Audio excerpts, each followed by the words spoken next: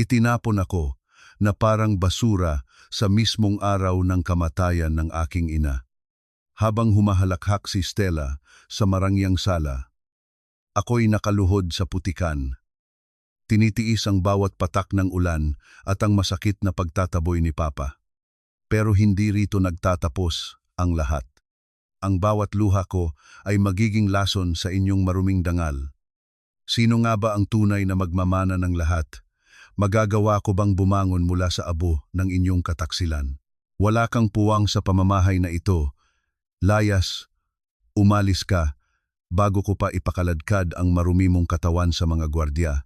Ang boses ni Stella ay parang hagupit ng latigo na bumasag sa katahimikan ng marangyang sala. Kasunod nito ay ang isang malakas na pagtulak na naging sanhi ng pagbagsak ni Olivia sa malamig na sahig. Sa gitna ng kanyang pagkakahandusay, lalong humigpit ang yakap ni Olivia sa isang maliit na kahon na naglalaman ng cake ang paboritong strawberry chiffon ng kanyang yumaong ina. Ngayong araw ang ika-10 anibersaryo ng kamatayan ng kanyang nanay. Buong maghapon siyang nagkulong sa kusina. Tinitiis ang init ng hurno at ang pangungutya ng mga katulong na nasa ilalim ng utos ni Stella. Makuha lang ang perpektong tamis na gustong-gusto ng kanyang ina noong nabubuhay pa ito.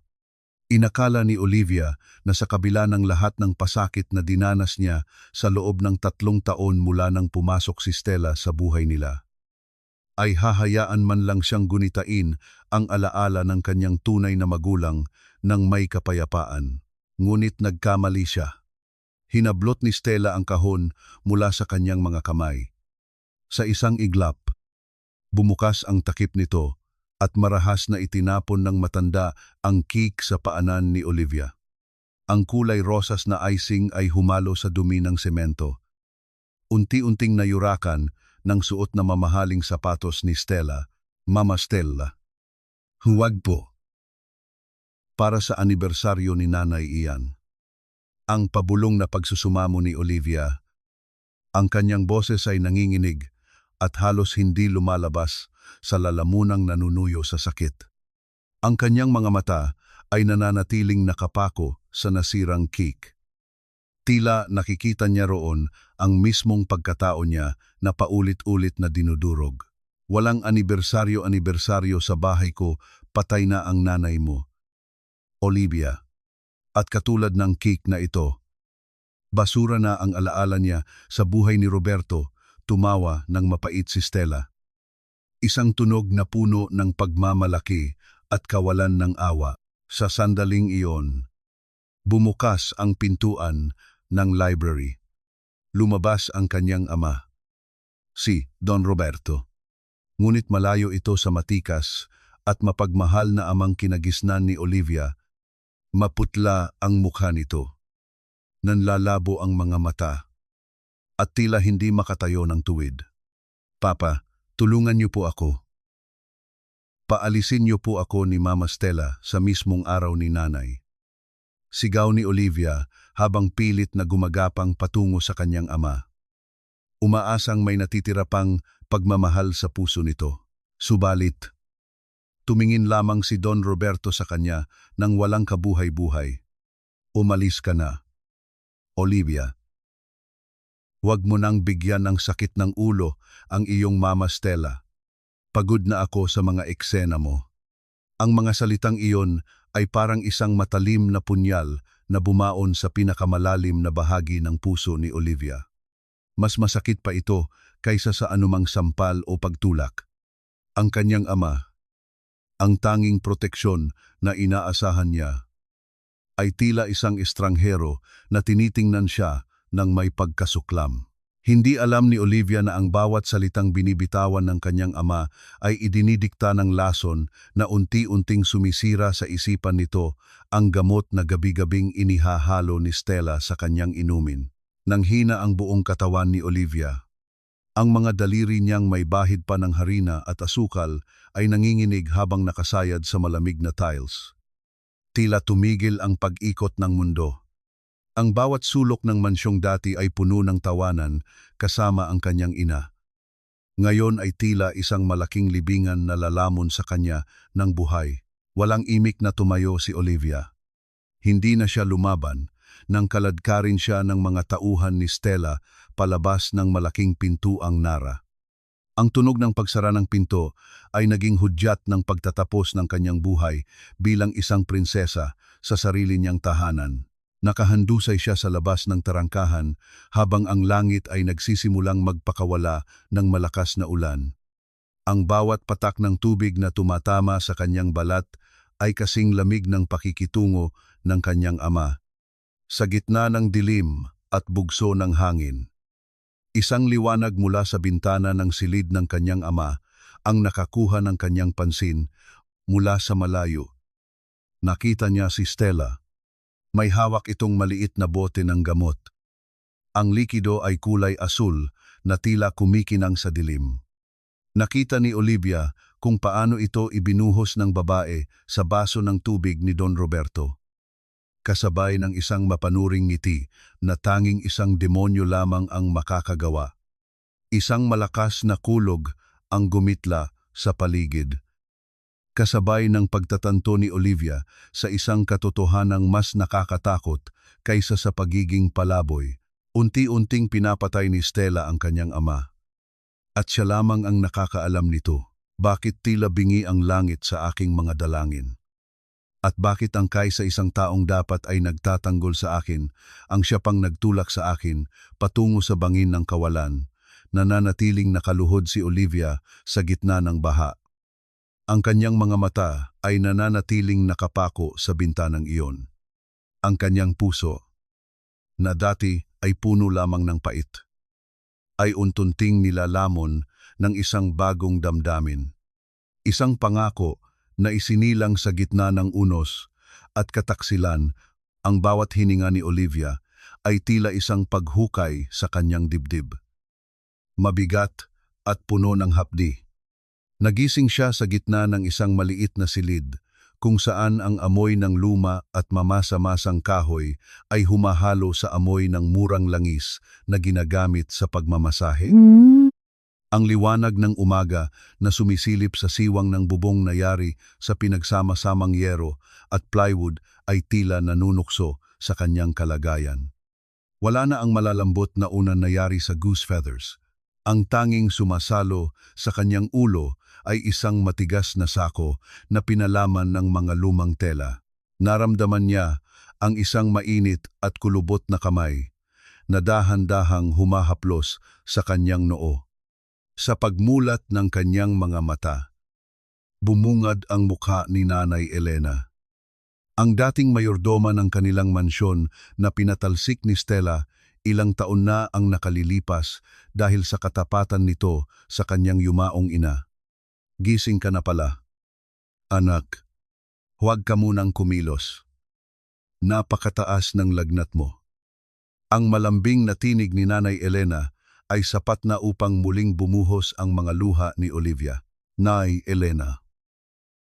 Wala na po si Papa. Hindi na niya ako kilala. Hinayaan niya akong itapon sa kalsada na parang basura. Hikbi ni Olivia. Ang kanyang boses ay garalgal at puno ng pait. Isinubsob niya ang kanyang mukha sa palad ng matanda. Hinahanap ang init at kalinga na ipinagkait sa kanya ng sarili niyang dugo. Umupo si Nanay Elena sa tabi niya. Kinuha ang isang lumang suklay na may ilang ngiping bungina at dahan-dahang inayos ang buhok ni Olivia. Ang bawat hagod ay tila isang gamot sa sugatang kaluluwa ng dalaga. Sa sandaling iyon, ang katahimikan ng maliit na dampa ay nababalot ng isang uri ng pagmamahal na hindi mabibili ng ginto, isang pagkalingang walang hinihintay na kapalit. Huwag mong isipin iyan ngayon. Olivia, ang mahalaga ay ligtas ka. Dito sa dampa ko. Kahit tuyo at lugaw lang ang pagsaluhan natin. Hindi ka masasaktan. Wika ng matanda. Ngunit alam ni Olivia na hindi siya pwedeng manatiling nakahiga. Ang imahe ng asul na likidong ibinubuhos ni Stella sa inumin ng kanyang ama ay paulit-ulit na naglalaro sa kanyang isipan. Tila isang babala na nauubos na ang oras. Pilit na tumayo si Olivia kahit umiikot ang kanyang paningin. Kailangan niyang kumilos. Lumabas siya sa dampa ni Nanay Elena at hinarap ang realidad ng buhay sa gilid ng riles. Ang ingay ng mga batang nagtatakbuhan at ang amoy ng estero ay malayo sa mundong kinalakihan niya. Ngunit dito niya naramdaman ang tunay na pakikipagkapwa-tao. Sinubukan niyang maghanap ng trabaho sa mga malapit na karinderya at panaderya, kahit tagahugas lang po ng pinggan o tagalinis. Ang pakiusap niya sa isang may-ari ng kainan. Ngunit bago pa man siya makasagot, isang itim na sasakyan ang dumaan at isang lalaking nakabarong ang bumaba para mag-abot ng isang sobre sa may-ari. Pasensya na, Neng. May nagbilin sa amin na huwag kang tatanggapin kahit sa anong trabaho rito sa lugar na ito. Ayaw naming madamay sa gulo ng mga makapangyarihan. Sabi ng may-ari habang nakatingin sa kanya nang may awa ngunit may kasamang takot. Ramdam ni Olivia ang panlalamig ng kanyang mga kamay. Abot, hanggang dito ang galamay ni Stella. Nais siyang gutumin ng babaeng iyon. Nais siyang sadsad sa dumi hanggang sa wala na siyang lakas na lumaban. Ang kumakalam niyang sikmura ay tila isang kaaway na nagpapaalala ng kanyang kahinaan. Sa huli, wala siyang ibang pagpipilian. Kinuha niya ang huling alaala ng kanyang ina na tanging hindi nakuha ni Stella, isang maliit na gintong singsing na may nakaukit na letrang O sa loob. Ito ang singsing na ibinigay ng kanyang ina noong ika-7 kaarawan niya. Naglakad siya patungo sa isang pawn shop sa kanto. Ang bawat hakbang ay tila pagtalikod sa kanyang nakaraan. Habang inilalagay niya ang singsing sa ibabaw ng glass counter, naramdaman niya ang isang matinding hapdi sa kanyang dibdib. Isanla ko po ito. Please. Kailangan ko lang ng pambili ng pagkain at gamot para kay Nay Elena. Pakiusap niya sa tindero. Ang halagang ibinigay sa kanya ay kakarampot lamang kumpara sa tunay na halaga ng singsing. Ngunit sapat na iyon upang mabuhay sila ng ilang araw. Pabalik na siya sa dampa nang mapadaan siya sa isang tindahan ng telebisyon. Nakita niya ang balita sa screen. Ang mukha ni Stella ay lalong nagniningning sa ilalim ng mga camera flash. Suot ang mga alahas na pagmamay-ari ng kanyang ina. Sa isang eksklusibong pahayag, inanunsyo ni Stella Salazar ang planong pagbebenta ng malaking bahagi ng Salazar Corporation sa isang banyagang mamumuhunan. Ayon sa kanya, ang hakbang na ito ay para sa ikabubuti ng kalusugan ng kanyang asawa na si Don Roberto. Anunsyo ng reporter. Napako si Olivia sa kanyang kinatatayuan. Ang kumpanyang binuo ng kanyang mga magulang mula sa wala. Ang kumpanyang simbolo ng pawis at dangal ng kanyang ama ay ibebenta na parang isang lumang kagamitan. At ang mas masakit, gagamitin ni Stella ang kalagayan ng kanyang ama bilang dahilan para sa sarili nitong kasakiman. Paano ko mapoprotektahan ang mga huling piraso ng aming pamilya kung ang mismong kalsadang kinatatayuan ko ay tila hinihigop ako pababa sa limot? Sa gitna ng kanyang pagtulala, isang lalaking naka-Amerikana ang lumapit sa kanya at nag-abot ng isang panyo. Masyadong mainit ang sikat ng araw para sa isang babaeng may mabigat na pasanin sa puso. Ang malamig ngunit misteryosong tinig nito ang bumasag sa kanyang pag-iisip. Nanginginig ang mga kamay ni Olivia habang tinatanggap ang panyong inabot ng estranghero. Ang telang iyon ay amoy sariwang lavender. Isang amoy na biglang nagdala sa kanya pabalik sa mga hapong namimitas sila ng bulaklak ni Don Roberto sa kanilang hardin. Tumingala siya at nakita ang isang lalaking may maamong mukha, ngunit may mga matang tila nakakakita sa kaibuturan ng kanyang kaluluwa. Sino ka? Bakit mo ako kinakausap? Ang tanong ni Olivia. Ang kanyang boses ay puno ng pag-aalinlangan. Sa mundong ito na binuo ni Stella, natutunan na niyang matakot sa bawat estrangherong lumalapit. Ang pangalan ko ay Mark. Huwag kang matakot. Olivia, hindi ako kaaway. Matagal ko nang hinahanap ang pagkakataong makausap ka ng malayo sa mga mata ng iyong ina-inahan. Ang sagot ng lalaki. May kung anong awtoridad at lungkot sa kanyang tinig na nagpatahimik sa puso ni Olivia. Dati akong nagtatrabaho para sa iyong ina, si Doña Sofia. Ako ang kanyang junior legal counsel bago siya pumanaw. Bago pa man makasagot si Olivia, mabilis na naglakad palayo si Mark nang mapansin ang isang pamilyar na itim na sasakyan na pabalik sa kanilang direksyon. Mag-ingat ka, Olivia. Hindi lahat ng nakikita mo ay katotohanan. Balikan mo ang tanging bagay na iniwan sa iyo ng iyong ina. Doon mo mahanap ang lakas na kailangan mo. Naiwang tulala si Olivia habang hawak ang panyo. Sa kanyang pagbabalik sa dampa ni Nanay Elena, hindi maalis sa kanyang isipan ang mga sinabi ng lalaki. Pagpasok niya sa maliit na silid, agad niyang hinanap ang kanyang locket, isang gintong pendant na hugis puso na laging nakasabit sa kanyang leeg. Ito ang kaisa-isang hiyas na hindi niya naisanla dahil mas mahalaga pa ito sa kanyang sariling buhay. Dahil sa panginginig ng kanyang mga daliri at sa pagod ng kanyang katawan. Aksidenteng nalaglag ang locket sa sahig na yari sa kawayan. Ang metal ay tumama sa isang matigas na bahagi ng kahoy. At narinig ni Olivia ang isang maliit na tunog ng pagbukas ng isang nakatagong mekanismo. Nanlaki ang kanyang mga mata nang makitang nahati ang likod ng locket, na naglalantad ng isang napakaliit na espasyo sa loob. Doon, nakatago ang isang maliit na susi na kulay tanso at isang piraso ng papel na kupas na sa kalumaan.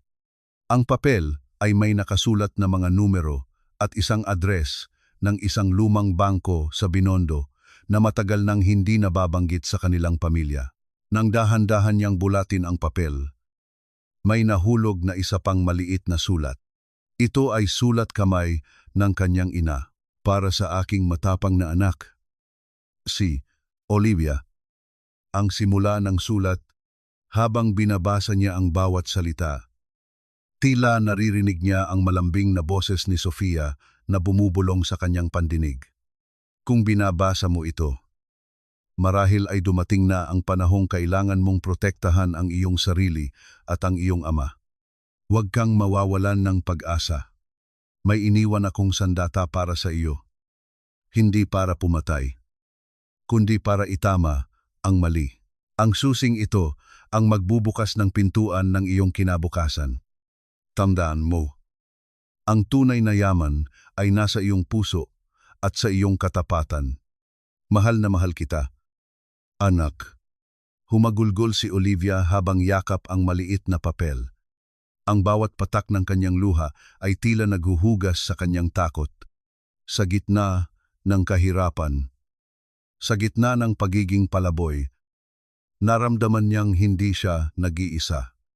Ang kanyang ina, kahit wala na sa mundong ito, ay nagawa pa ring gumawa ng paraan upang protektahan siya. Kinabukasan, gamit ang huling sentimo na natira sa kanya, naglakad si Olivia patungo sa Binondo. Ang kanyang mga paa ay may mga paltus na, ngunit ang kanyang determinasyon ay kasing tatag ng bakal. Pagdating niya sa lumang gusali ng bangko, iniabot niya ang maliit na susi at ang papel sa isang matandang opisyal ng bangko. Matapos ang ilang minutong paghihintay na tila inabot ng dantaon, bumalik ang opisyal na may dalang isang maliit na metal na kahon. Doña Olivia Salazar. Ang vault na ito ay nakapangalan sa iyong ina bilang isang trust fund para sa iyo. Ngunit ayon sa kasunduan, may isang kondisyon bago mo makuha ang ganap na kontrol sa lahat ng ari-arian at pondong nakatago rito. Ano po iyon? Ang tanong ni Olivia. Ang kanyang puso ay tila tambol na mabilis ang pagtibok. Tiningnan siya ng opisyal nang may pag-aalala. Kailangan mo ng pirmang kumpirmasyon mula sa iyong ama. si Don Roberto Salazar, na ikaw ay nasa tamang pag-iisip at handa nang tanggapin ang tungkulin. Kung wala ang kanyang pirma sa harap ng aming abogado, mananatiling sarado ang pondong ito hanggang sa sumapit ang iyong ika-30 kaarawan. Napahawak si Olivia sa gilid ng mesa. 10 taon pa bago siya mag-30. Sa loob ng 10 taon, malamang ay patay na ang kanyang ama sa kamay ni Stella. At wala na ring matitira sa kanilang kumpanya. Paano niya makukuha ang pirma ni Don Roberto kung ang lalaking iyon ay nakakulong sa mansyon? Pinaliligiran ng mga tauhan ni Stella. At untunting nilalason ang isipan, ang liwanag ng pag-asa na kabubukas pa lamang ay tila muling tinatakpan ng isang makapal na ulap ng kawalan ng katiyakan. Magagawa ko bang pasukin ang kuta ng kaaway at makuha ang tiwala ng isang amang hindi na ako nakikilala? O hahayaan ko na lamang na mabulok ang huling alas na iniwan sa akin ni nanay? Sana ay hindi na lamang ako bumalik. Dahil ang bawat hakbang ko papalapit sa bahay na ito ay tila pagyakap sa mga nagniningas na bara ng bakal. Ang bulong na ito ni Olivia ay tinangay ng hanging amoy ulan habang nakatayo siya sa likurang bahagi ng mansyon ng mga Salazar. Ang suot niyang mamahalin at malinis na damit noon ay napalitan na ng isang kupas at maluwag na t-shirt. At ang kanyang mukha ay sadyang dinumihan ng uling at lupa upang hindi siya agad makilala.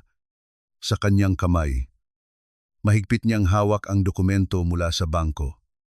Ang piraso ng papel na tanging pag-asa niya upang mabawi ang lahat. Ang bakod na dati ay simbolo ng kanyang seguridad. Ngayon ay tila isang matayog na pader ng bilangguan. Ang bawat kaluskos ng mga dahon ng tuyong kawayan sa paligid ay nagpapatibok ng kanyang puso ng mabilis. Tila isang tambol na nagbababala ng panganib. Sino yan? Anong ginagawa mo rito sa likod? Ang boses ni Mang Isko. Ang matandang hardinero ay bumasag sa katahimikan. Dahan-dahang humarap si Olivia at itinaas ang kanyang tingin. Sa ilalim ng dumi sa kanyang mukha, nakita ni Mang Isko ang pamilyar na kislap ng mga mata ng kanyang dating alaga. Senyorita Olivia, ikaw ba talaga yan? Ang pabulong na tanong ng matanda. Ang kanyang tinig ay nanginginig sa halo-halong takot at awa. Mang Isko, parang awa niyo na. Kailangan ko lang makita si Papa. Kahit sandali lang po. Ang pagsusumamo ni Olivia. Ang kanyang boses ay tila isang maliliit na hibla ng sinulid na malapit ng maputol. Sa tulong ni Mang Isko, nakapasok si Olivia sa loob ng malawak na hardin. Ang bawat hakbang niya sa damuhan ay tila paglalakad sa ibabaw ng mga bubog. Narating niya ang patio kung saan nakaupo si Don Roberto sa kanyang wheelchair. Nakaharap sa isang malawak na taniman ng mga puting rosas na tila wala ng buhay. Nanlambot ang mga tuhod ni Olivia nang makita ang kalagayan ng ama. Ang dating matikas na lalaki ay tila isang tuyong sanga na lamang na nakasuot ng mamahaling sutla. Ang kanyang mga mata ay nakatitig sa kawalan. Walang kislap. Walang pagkilala. Papa. Si Olivia po ito. Ang mahinang tawag niya habang lumuluhod sa paanan ng ama. Kinuha niya ang kamay ni Don Roberto, ang kamay na dati ay nagpapatahan sa kanya noong bata pa siya, ngunit ngayon ay malamig at walang pakiramdam.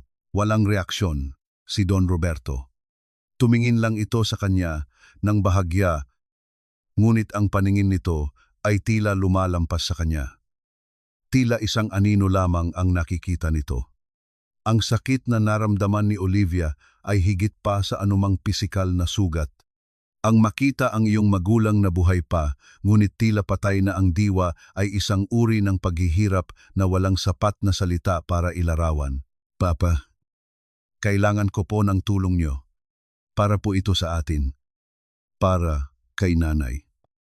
Bulong ni Olivia habang inilalabas ang panulat at ang dokumento. Ang kanyang mga daliri ay nanginginig habang pilit na inaalalayan ang kamay ng ama upang hawakan ang ballpen.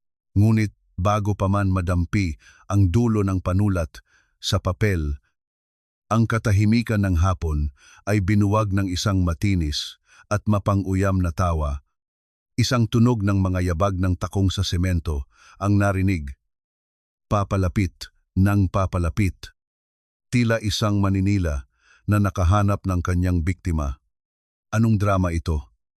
Olivia, akala ko ba ay malinaw na ang sinabi ko? Wala ka nang babalikan dito. Ang boses ni Stella ay parang lason na kumalat sa hangin. Mabilis na tumayo si Olivia at itinago ang dokumento sa likuran niya. Ngunit huli na ang lahat. Nakatayo na si Stella sa harap nila. Suot ang isang pulang bestida na tila sumisimbolo sa dugo ng mga pusong dinurog niya. Ang kanyang mga mata ay naniningkit sa galit habang nakatingin sa dumi sa mukha ni Olivia. Nagmumukha kang basurera. Anak, bagay na bagay sa iyo ang bagong buhay mo. Pangungutya ni Stella. Ano ang sinusulat nyo? Pinipilit mo bang papirmahin ang tatay mo sa kung anong dokumento para manakawan kami? Hindi ko nananakawan ang sarili kong pamilya. Stella, ikaw ang magnanakaw. Alam ko ang ginagawa mo kay Papa. Sigaw ni Olivia. Ang kanyang takot ay napalitan ng isang matinding puot, ngunit tumawa lamang si Stella. Isang tawang puno ng kumpiyansa. Sino ang maniniwala sa isang palaboy na katulad mo? Tignan mo ang tatay mo. Olivia, kahit pangalan mo, hindi na niya matandaan. Sa tingin mo ba ay hahayaan kitang makaalis dito ng buhay dala ang anumang papel na iyan sa isang iglap? Sumulpot ang dalawang malalaking lalaki mula sa likuran ni Stella. Ang kanilang mga mukha ay walang emosyon, handang sumunod sa bawat utos ng kanilang amo. Naramdaman ni Olivia ang pagkapit ng malamig na pawis sa kanyang batok. Ang distansya sa pagitan niya at ng kalayaan ay tila naging isang malawak na karagatan sa isang iglap. Magagawa ko bang protektahan ang huling habilin ni nanay? O magiging bilanggo na rin ako sa loob ng bahay na dati kong itinuturing na paraiso kahit ang libingan ng nanay mo? Kaya kong ipatag para lang gawing garahe ng mga bago kong sasakyan. Wala ka ng halaga rito, Olivia. At ang ama mo, isa na lang siyang dekorasyong humihinga na naghihintay ng huling hatol ko. Ang mga salitang ito ni Stella ay tila mga bubog na pilit isinisiksik sa lalamunan ni Olivia. Hindi siya makapagsalita. Hindi dahil sa takot, kundi dahil sa tindi ng puot na tila bumabara sa kanyang dibdib. Habang nakaluhod sa paanan ng kanyang ama, naramdaman ni Olivia ang marahas na paghablot ni Stella sa kanyang buhok. Pilit siyang itinitingala upang masaksihan ang kawalang malay ni Don Roberto. Ang kamay ni Olivia ay nakakuyom sa ibabaw ng dokumentong mula sa bangko. Ang papel na iyon ay basang-basa na ng kanyang malamig na pawis. Tumingin siya sa kanyang ama, ang lalaking dati ay nagtatanggol sa kanya sa bawat munting sugat. Ngunit ngayon ay tila isang estatwang walang naririnig. Ang miron ng kanilang nakaraan ay tila untunting naglalaho sa bawat patak ng ulan na nagsisimulang bumuhos muli. Bitawan mo ako. Stella, malalagot ka rin sa batas. Alam ko ang ginagawa mo kay Papa, ang sigaw ni Olivia. Ang kanyang boses ay nanginginig sa pagitan ng galit at panghihina. Isang malakas na sampal ang tumama sa pisngi ni Olivia. Ang tunog nito ay umalingaw-ngaw sa buong patio. Ang lasa ng dugo sa kanyang labi ay naging sapat na paalala ng kalupitan ng babaeng nasa harap niya. Humalakhak si Stella. Isang tunog na puno ng kapangyarihan at kawalan ng kaluluwa. Batas. Ako ang batas sa pamamahay na ito. Olivia, tignan mo ang tatay mo. Turo ni Stella sa matanda. Kinuha ng babae ang isang baso ng tubig mula sa gilid na mesa at inilabas ang maliit na bote na may asul na likido. sa harap mismo ni Olivia. Ibinuhos ni Stella ang lason sa baso. Ito ang dahilan kung bakit hindi kanya nakikilala. Ito ang dahilan kung bakit pirma na lang niya ang kailangan ko bago kita tuluyang ibaon sa limot. Naramdaman ni Olivia ang paghinto ng pintig ng kanyang puso sa takot. Gusto niyang sumigaw. Gusto niyang agawin ang baso. Ngunit ang dalawang tauhan ni Stella ay mahigpit na nakahawak sa kanyang mga braso. Ang bawat pagsubok niyang pumalag ay nagre-resulta lamang sa mas masakit na pagdiin ng kanilang mga daliri sa kanyang balat. Dahan-dahang inilapit ni Stella ang baso sa labi ni Don Roberto, ang matanda. Sa kanyang kawalang malay, ay dahan-dahang bumubuka ang bibig. Tila isang batang uhaw na umaasa sa kalinga ng isang ina. "Huwag, Papa. Huwag mong inumin yan," ang pagsusumamo ni Olivia. Ang kanyang mga luha ay humahalo sa dumi sa kanyang mukha.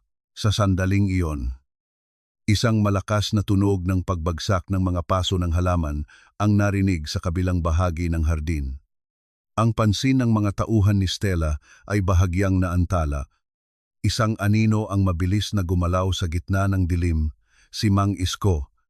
Gamit ang pagkakataong iyon, buong lakas na tinadyakan ni Olivia ang binti ng isa sa mga lalaki at pilit na kumawala. Hindi niya naisip ang kanyang sariling kaligtasan. Ang tanging nasa isip niya ay ang iligtas ang kanyang ama. Ngunit bago pa man niya maabot ang baso, hinablot ni Stella ang dokumentong hawak ni Olivia at sa isang iglap, pinunit ito sa dalawa. "Akala mo ba ay makukuha mo ang yaman ng nanay mo? Mamatay kayong dalawa na walang kahit na ano," sigaw ni Stella habang itinatapon ang mga piraso ng papel sa putikan. Naramdaman ni Olivia ang panlalamig ng kanyang buong katawan. Ang dokumentong tanging susi niya sa hustisya ay nayurakan na sa lupa. Ngunit sa gitna ng kaguluhan, nakita niya si Don Roberto na bahagyang kumislap ang mga mata. Tila isang sandali ng pagbabalik ng malay dahil sa boses ng kanyang anak. "O, Olivia." Ang pabulong na tawag ng kanyang ama. Isang tinig na halos hindi marinig sa gitna ng ingay ng ulan. Bago pa makakilos ang mga tauhan ni Stella, mabilis na hinila ni Mang Isko si Olivia patungo sa maliit na lagusan sa bakod. "Takbo." "Senyorita, takbo na," ang utos ng matanda. Tumakbo si Olivia nang walang lumingon. Ang bawat hakbang niya sa putik ay tila isang pagtakas mula sa isang bangungot. Ngunit ang tunog ng boses ng kanyang ama ay paulit-ulit na umaalingaw-ngaw sa kanyang isipan. Hawak-hawak niya ang kalahati ng dokumento na nailigtas niya. Ang papel na punit, ngunit naglalaman pa rin ng mahalagang impormasyon. Nakalayo siya sa mansyon. Hingal na hingal at basang-basa. Napasandal siya sa isang puno sa madilim na kalsada. Sa kanyang palad, nakita niya ang punit na papel at ang isang bagay na hindi niya inaasahang makuha, ang maliit na bote ng asul na likido na nahulog ni Stella sa gitna ng kanilang pagbubuno. Paano ko maililigtas ang aking ama kung ang bawat sandaling wala ako sa tabi niya ay tila isang hakbang papalapit sa kanyang huling hantungan? Ang bawat patak ng ulan na tumatama sa mukha ni Olivia ay tila mga karayom na nagpapaalala sa kanya na wala na siyang luha na maipatak. Sa loob ng dampa ni Nanay Elena, ang tanging liwanag ay mula sa isang maliit na gasera na sumasayaw ang apoy sa bawat ihip ng hangin. Hawak ni Olivia ang maliit na bote ng asul na likido, ang ebidensya ng unti-unting pagpatay ni Stella sa kanyang ama. Hindi ako pwedeng bumalik doon, bilang si Olivia, na sugatan at duguan. Bulong niya sa sarili habang nakatitig sa basag na salamin sa dingding. Ang refleksyong nakikita niya ay malayo sa dalagang dating masayahin. Ang nakikita niya ay isang babaeng ninakawan ng dangal at pamilya. Kumuha si Olivia ng isang matalas na gunting na ginagamit ni Nanay Elena sa pananahi. Ang bawat hibla ng kanyang mahaba at itim na buhok ay tila mga alaala ng kanyang kahinaan. Sa isang mabilis na pagkilos, sinimulan niyang gupitin ang kanyang buhok hanggang sa umabot ito sa kanyang balikat. Ang bawat paglaglag ng buhok sa sahig ay tila pagputol sa mga tanikala ng kanyang nakaraan. Tapos na ang panahon ng pagtatago. Nanay Elena. Wika ni Olivia nang pumasok ang matanda sa silid. Nagulat ang matanda sa bagong anyo ng dalaga, matapang ang mga mata, tuwid ang tayo, at tila may apoy na nagliliyab sa kanyang kalooban. Ano ang balak mo? Anak, mapanganib ang kalaban mo. Ang nag-aalalang tanong ni Nanay Elena habang hinahaplos ang maikling buhok ni Olivia. Gagamitin ko ang tanging bagay na hindi nakuha ni Stella sa akin, ang aking talino at ang kakayahan kong lumikha. Sagot ni Olivia. Sa tulong ng maliit na halagang nakuha niya mula sa naitabing pera ni Nanay Elena at ang kaunting puhunan mula sa pagbebenta ng kanyang mga disenyong gawang kamay sa mga maliliit na butik. Nagsimulang bumuo si Olivia ng isang bagong pangalan. Hindi na siya si Olivia Salazar na itinakwil. Siya na si Victoria, isang misteryosong negosyante na dalubhasa sa pagpapanumbalik ng mga naghihingalong kumpanya. Sa loob ng ilang buwan, sa tulong ni Mark na patuloy na nagbibigay sa kanya ng impormasyon mula sa loob, unt-unting lumago ang impluwensya ni Victoria sa mundo ng negosyo. Ginamit niya ang kanyang kaalaman sa sining at komersyo upang makabuo ng mga koneksyong hindi kayang abutin ni Stella. Isang gabi, isang malaking charity auction ang gaganapin sa isang marangyang hotel sa Makati. Ito ang kaganapang pinakahihintay ni Stella upang ipakita ang kanyang kapangyarihan matapos makuha ang kontrol sa Salazar Corporation. Nakalimutan na ng mundo si Olivia. Ngunit ang gabing ito ay para kay Victoria. Sa loob ng hotel, ang amoy ng mamahaling pabango at ang tunog ng mga kubyertos na tumatama sa porselana ay tila musika sa pandinig ni Stella. Nakaupo siya sa gitna. Suot ang isang itim na gown na punong-puno ng mga diamante. Habang si Don Roberto ay nakaupo sa kanyang tabi, tulala at tila isang aninong walang buhay. Ladies and gentlemen, narito ang ating espesyal na panauhin para sa gabing ito. Ang may-ari ng V Solutions na nagmula pa sa ibang bansa upang mamuhunan sa ating lokal na industriya. Madam Victoria, anunsyo ng host. Bumukas ang malaking pintuan at pumasok ang isang babaeng balot ng misteryo. Suot ang isang kalahating maskara na yari sa pilak at isang asul na gown na kasing kulay ng karagatan sa ilalim ng buwan. Naglakad si Victoria ng may kakaibang awtoridad. Ang bawat hakbang niya ay tila isang pagyanig sa pundasyong itinayo ni Stella sa kasinungalingan. Tumigil si Victoria sa harap ng mesa ni Stella. Ang puso ni Olivia ay tila sasabog sa tindi ng kaba. Ngunit ang kanyang mukha ay nanatiling kalmado at mapang-uyam. Magandang gabi. Madam Stella Salazar. Balita ko ay naghahanap ka ng mamumuhunan upang maisalba ang iyong bumabagsak na kumpanya. Ang boses ni Victoria ay malamig. Malayo sa malambing na tinig ni Olivia na nakasanayan ni Stella. Nanliit ang mga mata ni Stella habang sinusuri ang babaeng nasa harap niya. Sino ka at paano mo nalaman ang tungkol sa aking kumpanya? Ngumiti si Victoria. Isang ngiting hindi umabot sa kanyang mga mata.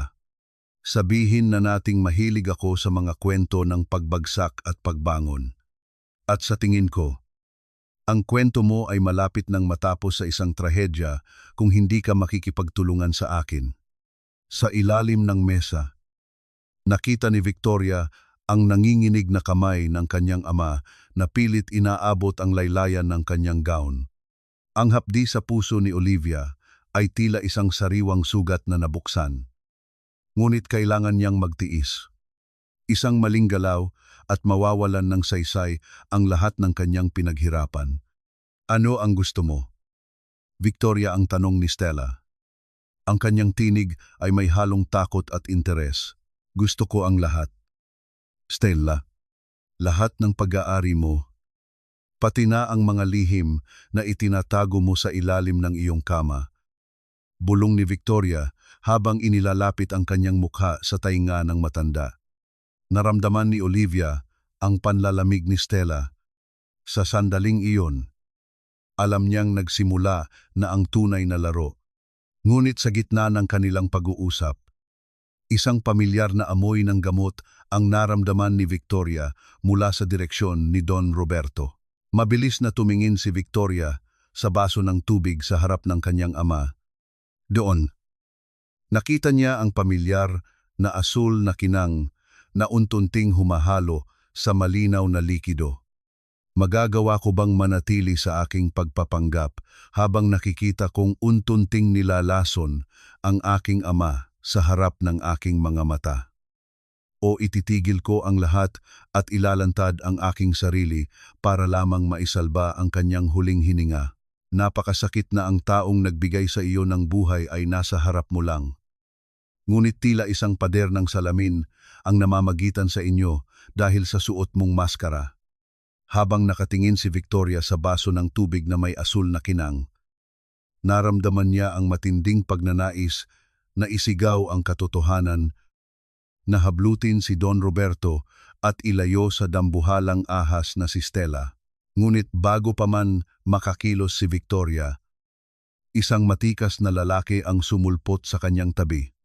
Ang bawat hakbang nito ay puno ng kumpiyansa. At ang amoy ng kanyang pabango, isang timpla ng sandalwood at malamig na hangin ay tila nagbigay ng panandaliang kalmado sa nagkakagulong isipan ni Victoria. Madam Victoria, tila nakalimutan mo ang ating mahalagang tawag mula sa London. Ang boses ni Mark ay malalim at baritono. Isang tunog na sadyang nakakakuha ng atensyon ng lahat sa paligid. Lumingon si Stella. Ang kanyang mga mata ay naniningkit sa pagtataka. At sino naman ang ginoong ito? I am Mark Herrera, the legal strategist for V Solutions, and I believe we are interrupting a very private moment. Sagot ni Mark habang bahagyang yumuyukod sa isang mabilis at tila hindi sinasadyang pagkilos. Nasagi ni Mark ang braso ng waiter na malapit sa mesa ni Don Roberto. Ang tunog ng basong tumama sa matigas na marmol at ang pagkalat ng tubig sa sahig ay lumikha ng munting kaguluhan. Ang tubig na may asul na lason ay tuluyan ng natapon. Hindi na umabot sa labi ng kanyang ama. Pasensya na, Madam Salazar. Masyado lang marahil akong nasabik sa ating pertemuan. Wika ni Mark nang may tipid ng ngiti. Hinawakan niya ang siko ni Victoria, isang hawak na magaan, ngunit ramdam ang proteksyon at dahan-dahan siyang inakay palayo sa mesa. Nang makarating sila sa balkonahe ng hotel, kung saan tanging ang liwanag ng buwan at ang malalayong ilaw ng lungsod ang makikita, binitawan ni Mark si Victoria. Huminga ng malalim ang dalaga, pilit na pinapakalma ang kanyang naglulundag na puso. Bakit mo ginawa iyon? Muntik na akong mawalan ng kontrol. Bulong ni Victoria. Ang kanyang boses ay nanginginig pa rin sa tindi ng emosyon dahil kung hindi ko ginawa iyon, baka bukas ay sa kulungan ang tuloy mo at hindi sa tagumpay. Sagot ni Mark. Lumapit siya ng bahagya. Sapat na upang maramdaman ni Victoria ang init ng hininga nito sa kanyang noo. Hindi ka pwedeng magpadala sa galit. Olivia. Napatigil si Victoria. Ang pagbanggit ni Mark sa kanyang tunay na pangalan ay tila isang kuryenteng gumapang sa kanyang buong katawan. Paano mo? Paano mo nalaman? Sa halip na sumagot, kinuha ni Mark ang kamay ni Victoria. Ang kanyang mga daliri ay marahang humahaplos sa palad ng dalaga. Isang haplos na tila naghahanap ng mga sugat na hindi nakikita. Inilabas ni Mark ang isang maliit na panyo at dahan-dahang pinunasan ang munting sugat sa daliri ni Victoria na nakuha niya marahil sa pagkakakuyom ng kanyang mga kamay kanina. Sinabi ko sa iyo, matagal na kitang hinahanap Ako ang junior counsel ng nanay mo, 10 taon na ang nakalilipas. Noong pumanaw siya, may iniwan siyang huling habilin sa akin, isang habiling hindi tungkol sa pera o ari-arian, kundi tungkol sa iyong kaligtasan. Ang tinig ni Mark ay puno ng katapatan na tila isang yakap sa kaluluwa. Naramdaman ni Victoria ang pag-init ng kanyang mga mata. Sa gitna ng labanang ito na inakala niyang mag-isa siya, may isang taong nanatiling tapat sa alaala ng kanyang ina. Ang distansya sa pagitan nila ay tila naglaho. At sa isang saglit, ang takot ni Victoria ay napalitan ng isang kakaibang pakiramdam. Isang uri ng init na matagal na niyang hindi nararamdaman. Bakit ngayon lang? Mark, bakit ngayon lang tayo? Nagtagpo tanong ni Victoria habang nakatitig sa mga mata ng lalaki. Marahang inilagay ni Mark ang kanyang kamay sa pisngi ni Victoria. Ang kanyang hinlalaki ay pilit na pinatutuyo ang isang luhang pumatak mula sa maskara. Dahil kailangan mong matutong tumayo sa sarili mong mga paa. Olivia. At dahil kailangan kong masiguro ng kapag dumating ang araw na ito, handa na akong itaya ang lahat para sa iyo. Sa gitna ng katahimikan ng gabi, naramdaman ni Victoria ang paglapit ng mukha ni Mark. Ang bawat segundong lumilipas ay tila humihinto ang mundo. Ngunit bago pa man magkalapit ang kanilang mga labi, isang malakas na tunog ng pagbukas ng pinto ng balkonahe ang bumasag sa sandaling iyon. Victoria, nandyan ka lang pala. May mga taong gustong kumilala sa iyo. At mukhang may mga tanong din ang mga tauhan ko tungkol sa kasama mo. Ang matinis na boses ni Stella ay muling bumasag sa kapayapaan. Mabilis na lumayo si Victoria kay Mark. Ngunit hindi bago niya marinig ang huling bulong ng lalaki sa kanyang tainga. 10 taon kitang hinintay, Olivia, at hindi ko hahayaang mawala ka ulit sa akin. Kahit buhay ko pa ang maging kapalit. Magagawa ko bang pagkatiwalaan ang lalaking ito na nagsasabing 10 taon na akong hinahanap? O isa lamang siya sa mga dambuhalang nag-aabang sa aking muling pagbagsak?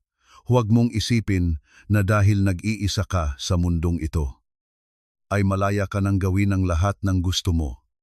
Lahat ng utang ay may kabayaran, Stella. At ang sa iyo ay lampas na sa itinakdang panahon. Ang boses ni Victoria ay tila isang malamig na hangin galing sa sementeryo habang nakatitig siya sa mga mata ni Stella sa loob ng isang pribadong silid ng hotel. Ang liwanag ng chandelier sa itaas ay nagbibigay ng matatalim na anino sa kanilang mga mukha. Sa labas, naririnig ang mahinang tugtog ng biolin mula sa pagtitipon. Ngunit sa loob ng silid na ito, ang tanging naririnig ay ang mabigat na paghinga ni Stella na puno ng pagtataka at kaba. Inilabas ni Victoria ang isang dokumentong yari sa mamahaling papel. Ang V-Solutions ay handang magpasok ng 50 milyong piso sa Salazar Corporation bukas na bukas din. Ngunit may mga kondisyon ako, Madam Salazar. At ang mga kondisyong ito ay hindi negotiable. Nakinang ang mga mata ni Stella sa banggit ng halaga. Ang kumpanya ay untuntinang nauubusan ng pondo dahil sa kanyang mga luho at sa mga palihim na transaksyong ginawa niya upang itago ang kanyang mga utang. Sa kanyang kasakiman, tila nakalimutan niya ang kanyang hinala tungkol sa pagkakakilanlan ni Victoria. Anong mga kondisyon iyan? Sabihin mo na, at nang matapos na ang usapang ito. Ang pagmamadali ni Stella habang inaabot ang panulat. Hindi tayo dapat nagmamadali pagdating sa sining ng pagbagsak. Sagot ni Victoria nang may tipid ng ngiti. Kumuha siya ng isang tasa ng tsaa at inilapag ito sa harap ni Stella. Ang tsaa ay maitim at may kakaiba. Matapang na amoy. Inumin mo muna ito. Isang espesyal na timpla mula sa aking sariling bayan. Tinatawag nila itong tsaa ng katotohanan. Dahan-dahang uminom si Stella.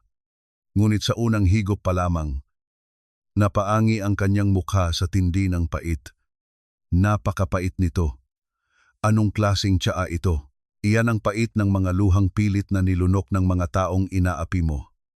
Stella. Ang bulong ni Victoria sa kanyang isipan. Ngunit ang lumabas sa kanyang labi ay iyan ay gawa sa ugat ng ampalaya at mga ligaw na dahon. Mapait sa simula, ngunit nakakalinis ng dumi sa loob ng katawan. Hindi ba't mahilig ka sa mga likidong may kakaibang epekto sa tao na patigil si Stella? Ang tasa ay nanginginig sa kanyang kamay.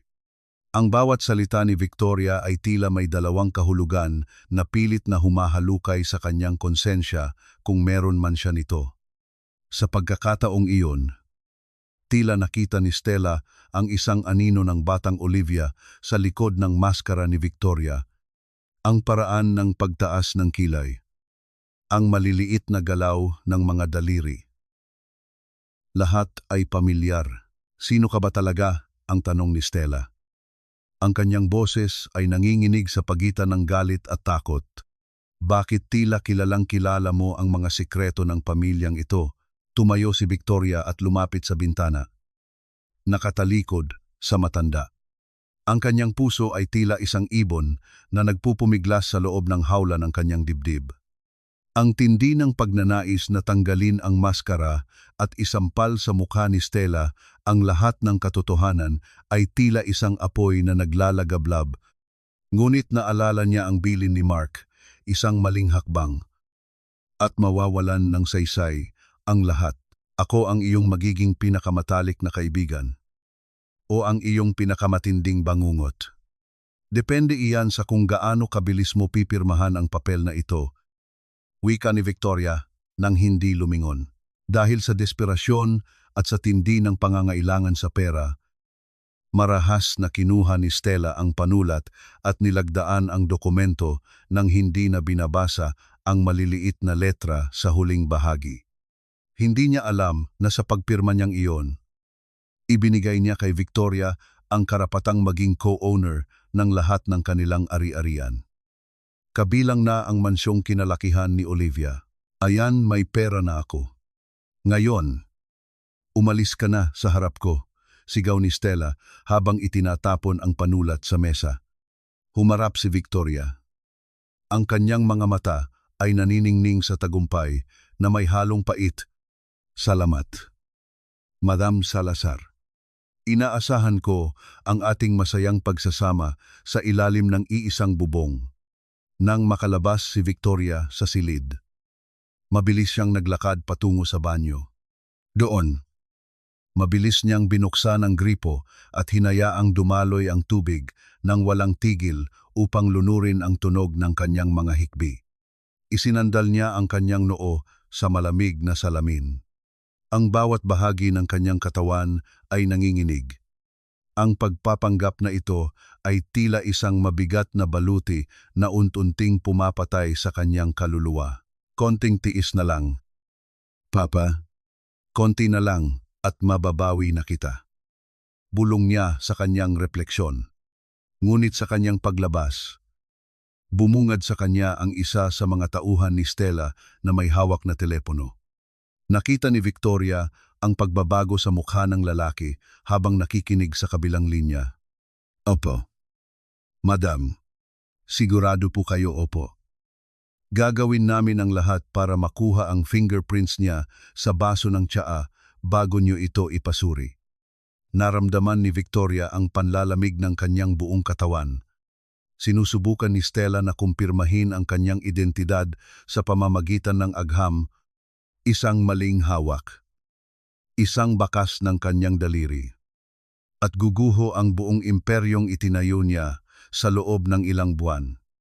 Magagawa ko bang burahin ang aking mga bakas bago pa mahulog ang huling alas ng aking kaaway?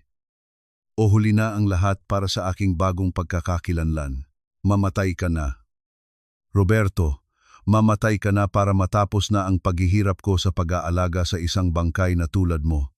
Ang matinis na tinig ni Stella ay tila isang matalim na kuko na kumakalos sa katinuan ni Olivia habang siya ay nakatayo sa labas ng silid ng kanyang ama, bilang Victoria, ang bagong co-owner ng mansyon.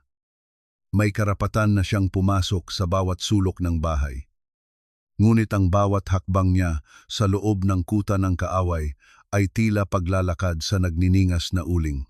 Kagabi lamang, sa tulong ni Mark, ay nagawa niyang linisin ang kanyang mga bakas sa hotel. Ngunit ngayong umaga, ang nasaksihan niya sa pamamagitan ng bahagyang nakabukas na pinto ay higit pa sa anumang pisikal na sakit. Nakita niya si Stella. Ang mukha ay balot ng galit at desperasyon. Habang hawak ang isang malambot na unan, dahan-dahang inilalapit ng babae ang unan sa mukha ni Don Roberto, na nooy mahimbing na natutulog dahil sa tindi ng sedatibong ibinigay sa kanya. Naramdaman ni Olivia ang panlalamig ng kanyang mga daliri. Ang kanyang lalamunan ay tila tinik na barado. Hindi siya makahinga. Hindi siya makasigaw.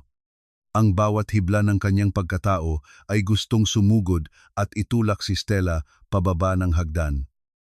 Ngunit ang kanyang isipan ay sumisigaw ng babala. Huwag ngayon. Kailangan mo ng ebidensya. Sa loob ng kanyang bag, mahigpit niyang hawak ang kanyang cellphone na lihim na kumukuha ng video.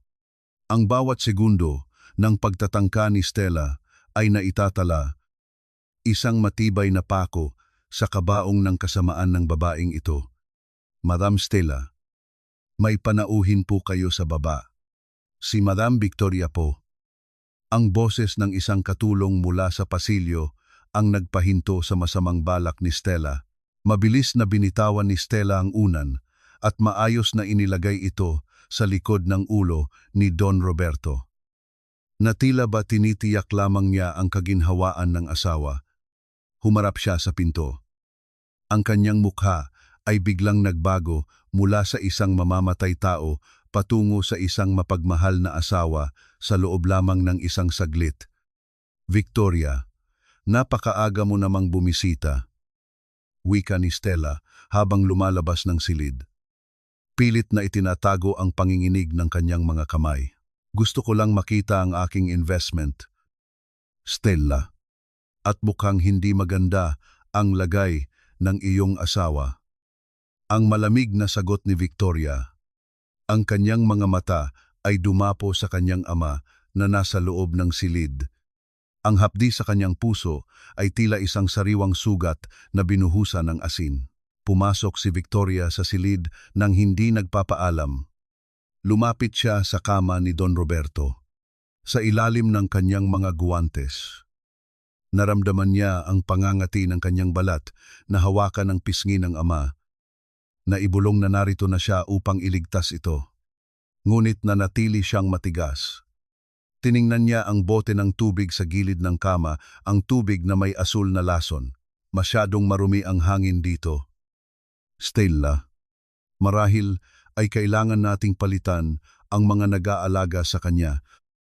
Wika ni Victoria habang kinukuha ang baso at dahan-dahang itinatapon ang laman nito sa isang paso ng halaman sa balkonahe. Wala kang karapatang makialam sa personal na buhay ko, sigaw ni Stella. Ang kanyang pagtitimpi ay unti-unti nang naglalaho. Pera lang ang kailangan ko sa iyo. Hindi ang pakikialam mo, ngumit si Victoria. Isang ngiting puno ng lason. Kapag nagpasok ako ng pera sa isang kumpanya, pag-aari ko na rin ang bawat hininga ng mga taong nagpapatakbo nito. At sa tingin ko, Stella, ang hininga mo ay masyadong mabaho para sa aking panlasa. Naglakad si Victoria palabas ng silid. Ngunit tumigil siya sa tapat ng isang maliit na cabinet sa pasilyo. Doon, nakita niya ang isang maliit na figurin ng isang anghel na yari sa porselana, ang kaisa-isang laruan na ibinigay sa kanya ni Don Roberto noong siya ay 5 taong gulang pa lamang. Isang golden moment ng kanyang kabataan, ang biglang bumalik ang amoy ng kape ni Papa. Ang malakas nitong tawa. At ang pangakong hinding-hindi siya nito iiwan. Dahan-dahan niyang hinaplos ang pakpak ng anghel. Ang pakiramdam ng makinis na porselana sa kanyang daliri ay tila isang kuryenteng nagpaalala sa kanya kung sino talaga siya. Hindi siya isang anino. Siya si Olivia Salazar. Bakit mo hinahawakan yan basura na yan, sigaw ni Stella mula sa likuran niya. Humarap si Victoria. Ang kanyang mga mata ay naniningning sa isang kakaibang uri ng galit. Ang itinuturing mong basura ay maaaring maging ginto sa kamay ng tamang tao. Stella, at tandaan mo ito, ang mga pader ng mansyong ito ay may mga mata at tainga. Alam ko ang ginagawa mo sa dilim. Naiwan si Stella na nakatitig sa papalayong bulto ni Victoria. Ang takot sa kanyang puso ay nagsisimulang maging paranoia. Mabilis siyang bumalik sa silid ni Don Roberto at nilapitan ang matanda. Ang kanyang mukha ay naging kasing pula ng apoy. Hindi mo ako matatalo. Olivia, kung sino ka mang Victoria ka, uunahin ko ang tatay mo bago mo pa ako mapabagsak. Kinuha ni Stella ang unan sa pangalawang pagkakataon. Sa pagkakataong ito, wala nang katulong na tumatawag. Wala nang Mark na nagbabantay. Itinakip niya ang unan sa mukha ni Don Roberto at buong lakas na idiniin ito pababa. Bakit sa tuwing sinusubukan kong itama ang lahat, ay tila mas lalong inilalapit ng tadhana ang aking mga mahal sa buhay, sa pintuan ng kamatayan. Hayop ka, mamatay ka na, para matahimik na ang buhay ko. Ang matinis at garalgal na sigaw ni Stella ay tila isang sumpa na bumasag sa katahimikan ng silid habang buong lakas niyang idiniin ang unan sa mukha ni Don Roberto. Ang mga tuyong kamay ng matanda ay pilit na kumakawag. Tila mga pakpak ng ibon na unti-unting nawawalan ng hangin. Hanggang sa ang kanyang paggalaw ay naging mabagal at mahina sa labas ng silid. Lilingon na sana si Victoria upang tuluyang umalis nang mapatingin siya sa screen ng kanyang cellphone. Ang lihim na kamera na itinanim ni Mark sa loob ng silid ay nagpapakita ng isang malagim na eksena. Naramdaman ni Victoria ang panlalamig ng kanyang dugo. Ang kanyang puso ay tila tumigil sa pagtibok at ang kanyang lalamunan ay nakandado sa matinding takot. Hindi na siya nag-isip. Hindi na niya inalintana ang kanyang pagpapanggap. Ang tunog ng marahas na pagtama ng pinto sa pader ay umalingaw-ngaw sa buong pasilyo ng buong lakas itong sipain ni Victoria. Bitawan mo siya, ang sigaw niya. Isang boses na hindi galing sa isang negosyante, kundi galing sa isang anak na nakakakita ng kamatayan ng kanyang ama. Nagulat si Stella at nabitawan ang unan. Humarap siya na nanlalaki ang mga mata. Ang kanyang mukha ay balot ng malisya at pawis. Anong ginagawa mo? Magnanakaw. Pumasok ka sa kwarto ko. Hindi sumagot si Victoria. Nilapitan niya ang kama at marahas na itinulak si Stella. Ang pagtama ng balikat ni Stella sa gilid ng cabinet ay lumikha ng isang mabigat na tunog. Ngunit wala itong pakialam kay Victoria.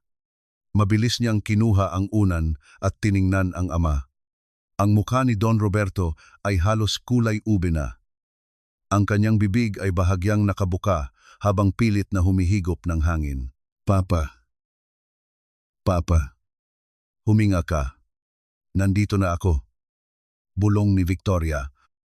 Ang kanyang mga kamay ay nanginginig habang hinahaplos ang malamig na pisngi ng ama. Sa gitna ng kanyang paghahabol ng hininga, dahan-dahang imulat ni Don Roberto ang kanyang mga mata. Sa loob ng isang maikling sandali, ang mga mata nito ay tumigil sa pagkalito. Tumingin ito sa mga mata ni Victoria, ang mga matang pamilyar. Ang mga matang kasing kulay ng sa kanyang pumanaw na asawa. Oh, Olivia. Ang pabulong na tawag ng matanda. Isang tinig na halos hangin na lamang ang lumalabas. Napatigil ang mundo ni Victoria. Ang pagbanggit sa kanyang pangalan ay tila isang mahapdi ngunit matamis na kuryenteng gumapang sa kanyang kaluluwa.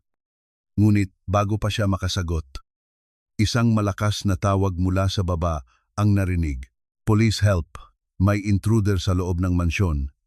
Sinasaktan niya ang asawa ko, ang sigaw ni Stella mula sa pinto. Nakatayo ang babae doon. Ang kanyang buhok ay sadyang ginulo at ang kanyang damit ay pinunit niya ng bahagya upang magmukhang biktima. Narinig ni Victoria ang mabilis na yabag ng mga sapatos sa hagdanan. Ang mga security guard ng mansyon at ang mga pulis na sadyang tinawag ni Stella kanina bilang protection ay papasok na sa silid. Siya, ang babaeng yan. Pumasok siya at sinubukang patayin ang asawa ko para makuha ang kumpanya-turo ni Stella kay Victoria. Ang kanyang mga mata ay nagpapakita ng peking takot at luha. Lumapit ang mga pulis at hinawakan ang mga braso ni Victoria. Ang bawat pagpisil nila sa kanyang balat ay tila isang pagtapak sa kanyang dangal. Tumingin si Victoria kay Stella, na ngayon ay nakangisi na ng palihim sa likod ng mga pulis. Papa, sabihin mo ang totoo. Papa ang pagsusumamo ni Victoria habang kinakaladkad siya palabas. Ngunit si Don Roberto ay muling nawalan ng malay. Ang kanyang katawan ay bumagsak muli sa kama dahil sa tindi ng shock at lason. Wala kang mapupuntahan. Victoria o Olivia, o kung sino ka man, dito ka na mabulok sa kulungan. Ang bulong ni Stella, nang dumaan sila sa harap nito, naramdaman ni Victoria ang malamig na bakal ng posas sa kanyang mga pulso. Ang bawat hakbang niya pababa ng hagdan ay tila isang pagbagsak sa isang madilim na bangin. Sa labas ng mansyon, ang mga ilaw ng sasakyan ng pulis ay tila mga nanunuya na mata. Bakit kung kailan narinig ko na muli ang aking pangalan mula sa labi ni Papa? Ay doon pa ako tuluyang ilalayo sa kanya ng mga kasinungalingang binuo ng demonyong ito. Ang bawat patak ng tubig mula sa tumutulong gripo ay tila isang segundong ninanakaw sa buhay ni Papa. At bawat segundong narito ako sa loob ng malamig na rehas na ito ay tila isang pako sa kanyang kabaong.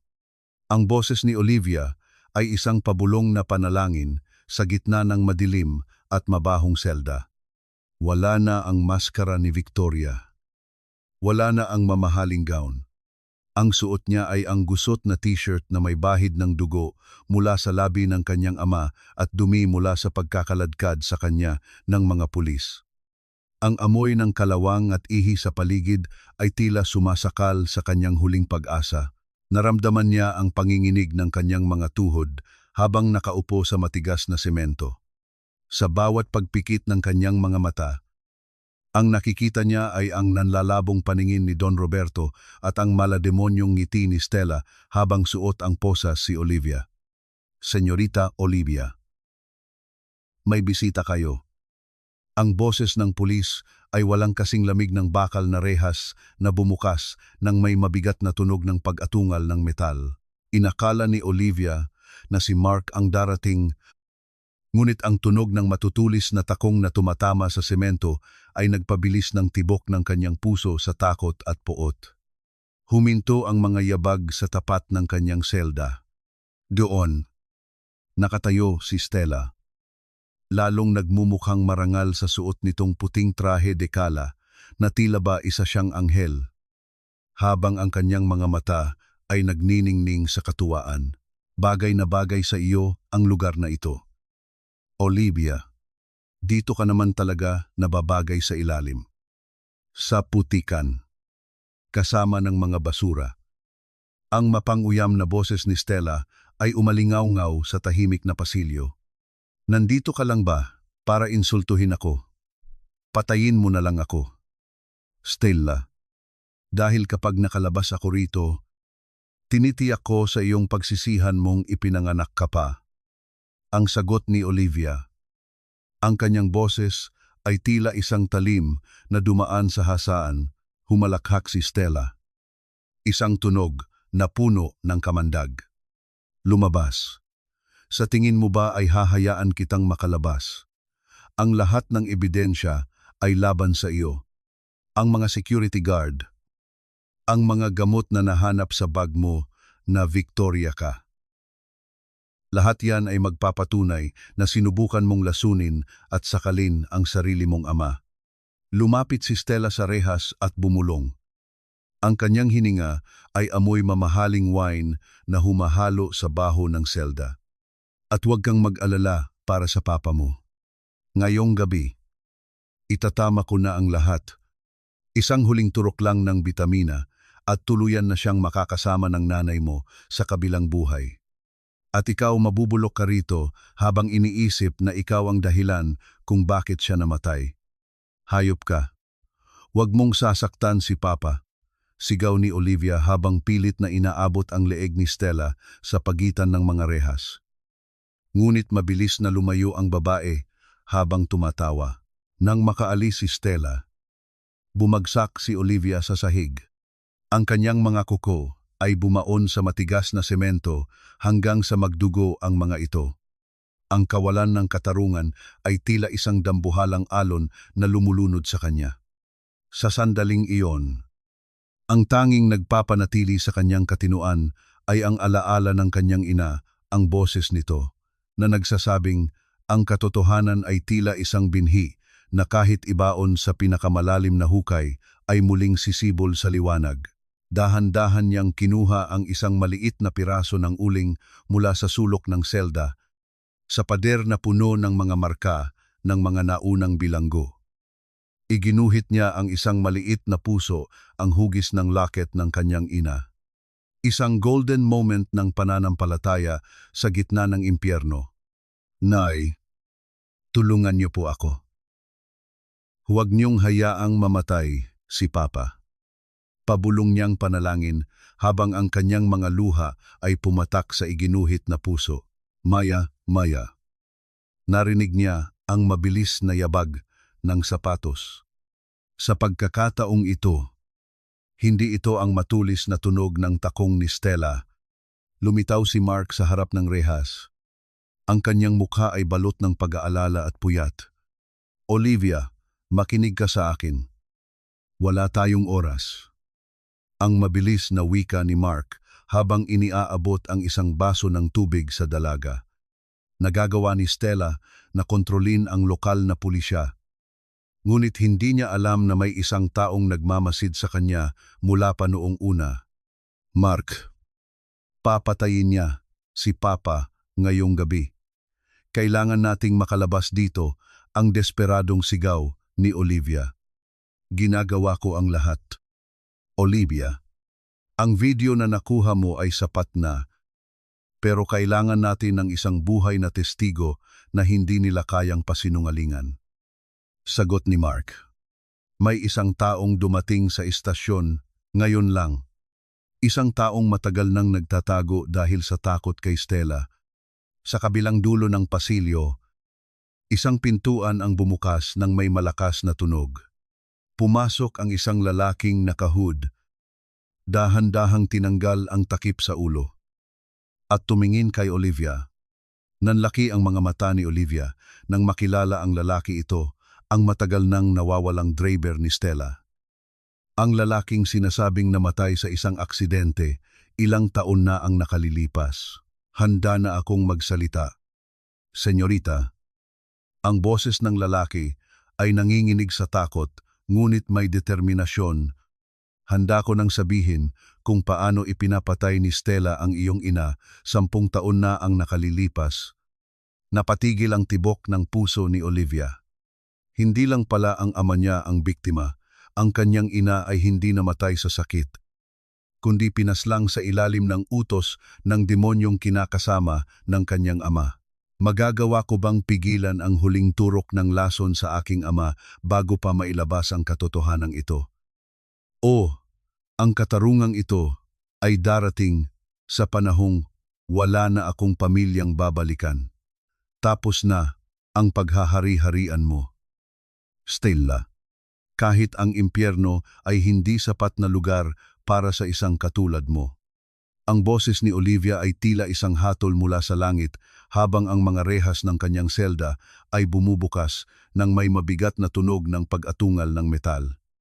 Hindi ito ang paglabas ng isang bilanggo, kundi ang pagbangon ng isang hukom.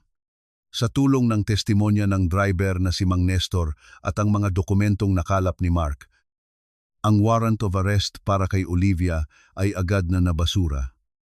At isang bago at mas matinding warrant ang inilabas para kay Stella Salazar.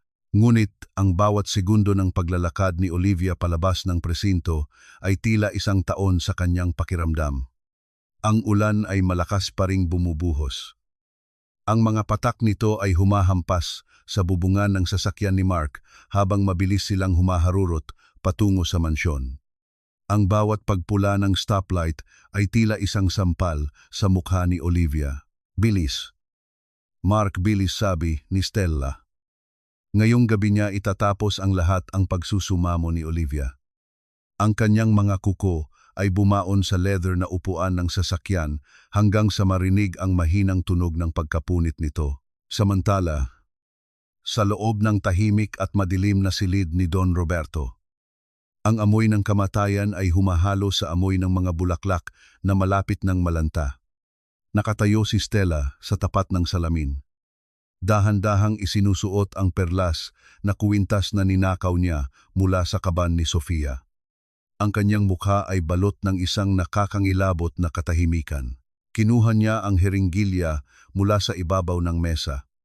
Ang likido sa loob nito ay malinaw, tila tubig. Ngunit taglay nito ang kapangyarihang magpahinto ng isang pusong pagod na sa pakikipaglaban. Dahan-dahan siyang lumapit sa kama ni Don Roberto. "Paalam, Roberto. Sa wakas, ang lahat ng ito ay akin na. Wala ng Olivia. Wala ng Sofia. Ako na lang ang reyna sa mansyong ito." Ang bulong ni Stella habang dahan-dahang hinahawakan ang braso ng asawa upang hanapin ang ugat nito. Eksaktong sa sandaling ididikit na ni Stella ang karayom sa balat ni Don Roberto. Ang katahimikan ng gabi ay binuwag ng isang napakalakas na tunog ng pagtama ng pinto sa pader. Ang mga tauhan ni Mark at ang mga pulis ay pumasok ng may mabilis na mga yabag ng sapatos na gumigising sa bawat sulok ng bahay. "Huwag mong itutuloy yan," ang sigaw ni Olivia habang patakbong pumasok sa silid. Nabitawan ni Stella ang heringgilya, na lumikha ng isang matunog na pagtama sa sahig bago ito gumulong sa ilalim ng kama. Humarap siya na nanlilisik ang mga mata. Ang kanyang mukha ay biglang naging kasing putla ng papel nang makita niya si Nestor ang driver na inakala niyang matagal nang nabaon sa lupa. "Nestor, hindi. Patay ka na. Pinatay kita." Ang histerikong sigaw ni Stella. Natila ba nakakita ng isang tunay na multo? "Buhay ako, Madame. Buhay ako para patunayan sa lahat kung paano nyo pinatay si Madam Sofia at kung paano nyo dahan-dahang nilalason si Don Roberto," ang sagot ni Nestor. Ang kanyang boses ay puno ng puot at pagsisisi. Mabilis na lumapit ang mga pulis kay Stella. Ang malamig na tunog ng pagkandado ng posas sa kanyang mga pulso ay tila isang musika ng katarungan para kay Olivia. Ngunit si Stella ay hindi pa rin sumusuko.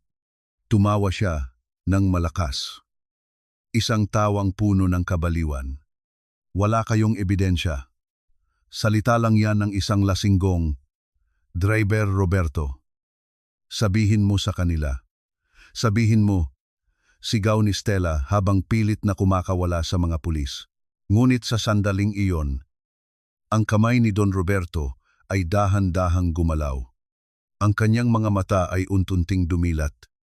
At sa unang pagkakataon, matapos ang maraming buwan, may kislap ng katinuan doon. Tumingin siya kay Stella. At pagkatapos ay sa kanyang anak na si Olivia. Narinig ko ang lahat." Ang pabulong na wika ni Don Roberto. Ang kanyang boses ay nanginginig ngunit malinaw. Kinuha niya ang lahat ng kanyang natitirang lakas upang itaas ang kanyang kamay at ituro ang babaeng nagpahirap sa kanila. Ilabas niyo ang demonyong yan sa bahay ko. Ang pagsuko ni Stella ay hindi naging tahimik. Habang kinakaladkad siya pababa ng hagdan, ang kanyang mga sigaw ng pagmumura at pagbabanta ay umalingaw-ngaw sa buong mansyon. Ang bawat baitang na kanyang dinadaanan ay tila isang pagbabalik sa bawat kasamaang ginawa niya sa loob ng 10 taon. Naiwan si Olivia sa loob ng silid. Nakaluhod sa tabi ng kama ng kanyang ama. Kinuha niya ang kamay ni Don Roberto at inilagay ito sa kanyang pisngi. Ang init ng balat ng ama ay tila isang muling pagsilang para sa kanya. Papa, nandito na po ako. Wala na siya. Ligtas na po tayo. Ang higbi ni Olivia. Ang bawat luha niya ay tila naghuhugas sa lahat ng pait ng nakaraan. Tumitig si Don Roberto sa kanyang anak. Patawarin mo ako. Olivia, patawarin mo si Papa. Sa gitna ng tagumpay na ito, isang golden moment ang namagitan sa kanila. Isang maliit na sinag ng liwanag mula sa labas ay tumama sa portrait ni Sofia na nakasabit sa dingding. Tila ba nakangiti ang kanyang ina sa kanilang pagkakaisa.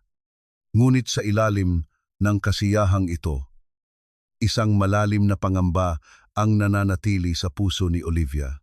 Habang inilalabas si Stella sa mansyon, may isang misteryosong lalaking naka-Amerikana ang nakatayo sa labas ng tarangkahan. Pinapanood ang bawat pangyayari. Sa kanyang kamay, may hawak siyang isang folder na may tatak ng Salazar Corporation. Akala mo ba ay tapos na ang lahat? Olivia, hindi mo alam na ang totoong kalaban ay hindi ang babaeng yan, kundi ang lihim na hindi mo pa nadidiskubre sa yaman ng nanay mo. Sino ang lalaking ito? At anong katotohanan ang nakatago sa likod ng yaman ni Sofia na maaaring muling gumiba sa kapayapaang kabubuo pa lamang ni Olivia? Hindi sapat ang salitang patawad para burahin ang 10 taon ng iyong paghihirap. Anak, ang bawat luhang pumatak sa iyong mga mata ay tila mga pako na bumaon sa aking konsensya. Ang boses ni Don Roberto ay mahina, tila isang tuyong dahon na tinatangay ng hangin. Habang nakasandal siya sa mga malalambot na unan sa kanyang silid, ang sikat ng umaga ay dahan-dahang sumisipsip sa makapal na kurtina. Nagbibigay ng liwanag sa mga alikabok na sumasayaw sa hangin. Wala na ang amoy ng lason. Ang silid ay amoy sariwang sampagita na sadyang inilagay ni Olivia sa florera sa gilid ng kama. Papa, huwag niyo na pong isipin iyon. Ang mahalaga ay narito na ako. At hinding-hindi na muling may makakasakit sa inyo. Ang pabulong na sagot ni Olivia. Hawak niya ang isang maliit na mangkok ng maligamgam na lugaw. Dahan-dahan niyang hinihipan ang bawat kutsara bago ito itapat sa labi ng ama. Ang bawat pagsubo ni Don Roberto ay tila isang maliit na hakbang patungo sa paghilom ng kanilang nagkadurog-durog na ugnayan. Sa kabila ng katahimikang ito, nararamdaman ni Olivia ang bigat sa kanyang dibdib. Ang bawat galaw niya sa loob ng mansyon ay nagpapaalala sa kanya ng mga gabing siya ay nagtatago sa dilim.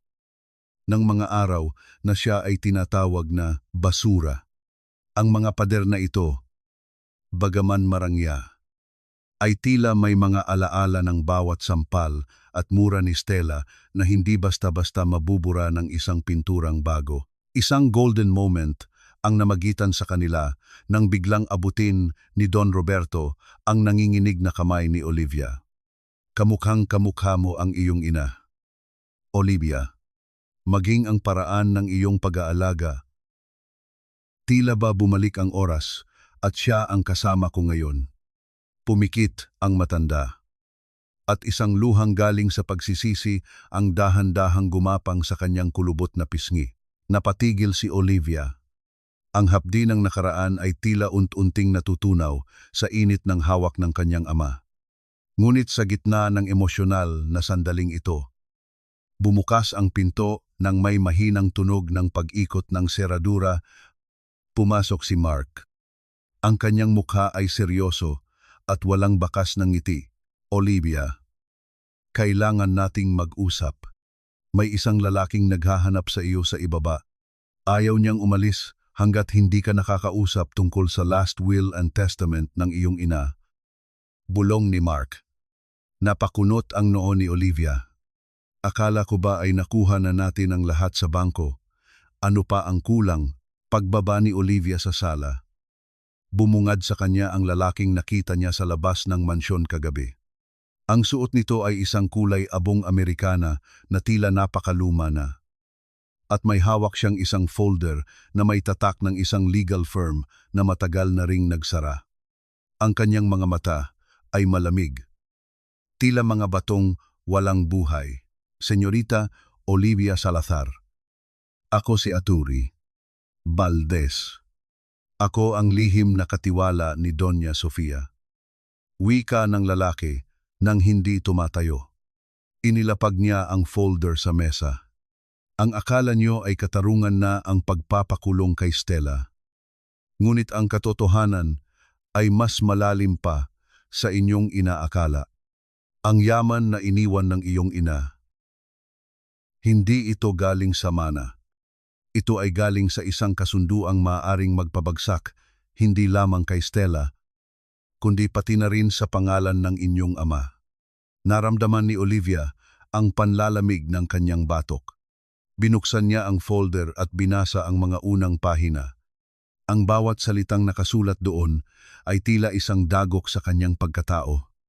Ang kanyang ina, ang babaeng itinuturing niyang anghel, ay may nakatagong lihim tungkol sa pinagmulan ng kanilang kumpanya, isang lihim na nag-uugnay sa pamilya Salazar sa isang malaking krimen sa pananalapi 10 taon na ang nakalilipas. Bakit niyo ito sinasabi sa akin ngayon? Bakit hindi niyo ito inilabas noong buhay pa si nanay? Ang tanong ni Olivia. Ang kanyang boses ay nanginginig sa galit at takot dahil ang kondisyon ni Sofia ay ilalabas lamang ito kapag ang taong nagtraidor sa kanya ay wala na sa poder.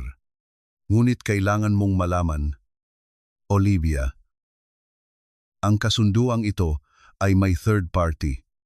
Isang taong nagmamay-ari ng kalahati ng mansyong ito na tinitirhan niyo ngayon, at ang taong iyon ay papunta na rito para kunin ang sa kanya. Ang malamig na sagot ng abogado. Sa sandaling iyon, isang malakas na tunog ng busina ng sasakyan ang narinig mula sa labas ng tarangkahan. Isang mahabang sasakyang itim ang pumasok sa bakuran. At mula rito ay bumaba ang isang lalaking pamilyar, ang tindig. Nanlaki ang mga mata ni Olivia. Ang lalaking bumaba sa sasakyan ay walang iba kundi ang dating business partner ni Don Roberto na inakala nilang namatay na sa isang aksidente sa ibang bansa, ang lalaking may pinakamalaking galit sa pamilya Salazar. Bakit sa tuwing inaakala kong tapos na ang baong at sisikat na ang araw, ay doon pa lumalabas ang mga anino ng nakaraang mas nakakatakot kaysa sa aking mga kaaway? Tila ba ang bawat anino sa mansyong ito ay nagkakaroon ng buhay, bumabangon mula sa limot upang muling maningil ng mga utang na matagal nang nabaon sa lupa. Ang boses ni Olivia ay isang mahinang bulong habang nakatayo siya sa tuktok ng hagdanan. Pinapanood ang pagpasok ng lalaking inakala ng lahat na matagal nang pumanaw. Ang bawat hakbang ni Don Eduardo sa marmol na sahig ay lumilikha ng isang mabigat na tunog na tila pumupukpok sa katinuan ni Olivia. Ang kanyang tindig ay puno ng awtoridad. At ang kanyang mga mata ay may kislap ng puot na tila 10 taong inalagaan sa dilim. Eduardo. Hindi ito maaari. Ang boses ni Don Roberto mula sa itaas ay nanginginig, puno ng takot na hindi na ipapakita kahit noong kaharap niya si Stella. Ang kanyang mga kamay na hawak ni Olivia ay biglang naging kasing lamig ng yelo. Bakit? Roberto, akala mo ba ay habang buhay mong matatago ang katotohanan sa likod ng mga pader na ito? Ang malamig na sagot ni Eduardo habang tumitingala. Narito ako, hindi para bumisita, kundi para kunin ang kalahati ng mansyong ito na ipinangako sa akin ng iyong asawa bago siya mamatay bilang kabayaran sa iyong pagkakanulo. Naramdaman ni Olivia ang pag-ikot ng kanyang paligid. Ang bawat salita ni Eduardo ay tila isang malakas na sampal sa kanyang pagkatao. Ang kanyang ama, ang lalaking ipinagtanggol niya ng buong buhay, ay pinararatangan ng isang malaking kataksilan. Tumingin siya kay Mark na nasa kanyang tabi. Ang mukha ni Mark ay balot ng lungkot. Tila ba alam na niya ang lihim na ito noon pa man. Mark, sabihin mong hindi ito totoo. Ang pagsusumamo ni Olivia. Ang kanyang boses ay nanginginig sa pagitan ng pag-asa at desperasyon. Ngunit hindi nakatingin si Mark sa kanya. Ang kanyang mga mata ay nakapako kay Eduardo. Isang golden moment ng katahimikan ang namagitan sa kanila, kung saan ang tanging naririnig ay ang mabilis na tibok ng puso ni Olivia at ang mahinang pag-atungal ng hangin sa labas ng bintana. Dahan-dahang lumapit si Mark at hinawakan ang siko ni Olivia. Isang hawak na sadyang nagbibigay ng lakas, ngunit puno ng pait. Olivia, kailangan nating harapin ang katotohanan. Ang nanay mo. Ginawa niya ang lahat para protektahan si papa mo mula sa demanda ni Eduardo, 10 taon na ang nakalilipas. Ipinangako niya ang kalahati ng yaman niya para lang hindi mabulok sa kulungan si Don Roberto. Bumagsak ang balikat ni Olivia. Ang imahe ng kanyang ina bilang isang biktima ay napalitan ng imahe ng isang babaeng nagbuwis ng sariling kaligayahan at yaman para isalba ang isang lalaking may kasalanan. Ang sakripisyong ito ay mas masakit pa kaysa sa anumang paghihirap na dinanas niya sa kamay ni Stella. Ibig sabihin, ang lahat ng ito ay binuo sa kasinungalingan ang hikbi ni Olivia habang dahan-dahang lumuluhod sa tabi ng kanyang ama. Papa, bakit hindi niyo sinabi sa akin? Bakit hinayaan niyo si nanay na magdusa ng mag-isa? Hindi makapagsalita si Don Roberto.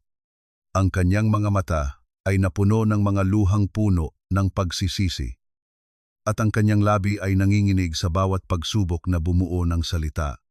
Ang sakit ng katotohanan ay tila mas matindi pa kaysa sa lason ni Stella. Lumapit si Eduardo sa paanan ng hagdanan. May 3 araw ka. Olivia, 3 araw para lisanin ang mansyong ito kasama ang iyong ama. O, kung hindi, ilalabas ko sa publiko ang lahat ng ebidensya ng krimen ni Roberto Salazar. Pipili ka ang inyong karangyaan o ang dangal ng iyong ama na matagal nang wala. Nang makaalis si Eduardo kasama ang abogado, ang mansyon ay nabalot ng isang nakakangilabot na katahimikan. Naglakad si Olivia patungo sa balkonahe. Hinahayaan ang malamig na hangin ng gabi na humampas sa kanyang mukha. Naramdaman niya ang presensya ni Mark sa likuran niya. Hindi nagsalita si Mark. Dahan-dahan lamang niyang ipinatong ang kanyang kamay sa balikat ni Olivia at inilapit ang kanyang mukha sa buhok ng dalaga. Ang init ng kanyang katawan ay tila isang silungan sa gitna ng unos. Anong gagawin ko? Mark, paano ko ililigtas si Papa nang hindi nasisira ang alaala ni nanay ang bulong ni Olivia? Ang kanyang boses ay tila isang maliit na hibla na malapit ng maputol. Hindi ko alam ang sagot, Olivia, pero isa lang ang tinitiyak ko sa iyo. Ang boses ni Mark ay malalim at puno ng pangako. Kahit mawala pa ang bawat piraso ng ginto sa bahay na ito, hinding-hindi ako aalis sa tabi mo. Sabay nating haharapin ang bukas. Kahit sa gitna pa ng kahirapan, sa gitna ng kadiliman, nagtagpo ang kanilang mga mata. Isang sandali ng kilig at pag-asa ang naramdaman ni Olivia sa gitna ng kanyang pagkawasak. Ngunit bago pa man niya mayakap si Mark, isang malakas na tunog ng pagbagsak ng katawan ang narinig nila mula sa loob ng silid ni Don Roberto. Mabilis silang tumakbo pabalik at binuhat ang matanda. Ang mukha ni Don Roberto ay kasing putla ng abo, at ang kanyang kamay ay mahigpit na nakakapit sa kanyang dibdib. Sa kanyang kabilang kamay, may hawak siyang isang maliit na susi na may nakasulat na pangalan ni Stella. Sa ilalim ng kama. Ang huling pabulong na wika ni Don Roberto bago tuluyang pumikit ang kanyang mga mata at mawalan ng malay. Anong lihim ang itinatago ni Stella sa ilalim ng kama ni Don Roberto? At ito ba ang susi sa kanilang kaligtasan o ang huling hantungan ng pamilya, Salazar? Ang bawat tibok ng orasan sa pasilyo ay tila isang hatol ng kamatayan, mabilis at walang pakundangan.